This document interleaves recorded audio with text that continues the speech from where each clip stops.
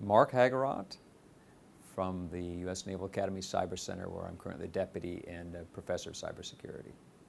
The unique challenges that cyber presents for defense organizations is it's an integrated problem.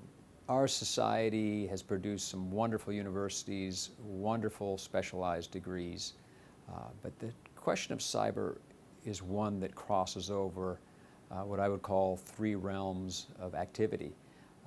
It's clearly related to machine systems that are running in an automatic or semi-automatic mode.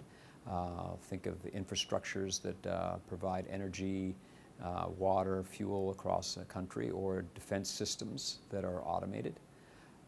But also systems that you would think a human was in the loop operating, relies on many, many electronic components that can be vulnerable.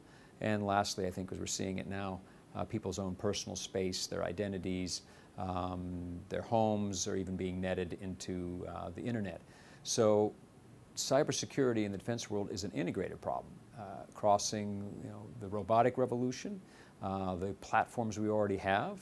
Think of the new jet fighters, the Aegis ships we have in the US Navy, but then also in the person and the personal security of our civilian and military workforce. So thinking about it as an integrated problem is probably step one. What to do about it is going to be requiring a team that's broad, including specialists, but then people who understand both the basics of cyber and computer science and the system they're talking about, whether it's social systems, manned platforms, or robotic systems which are being built at a dizzying pace.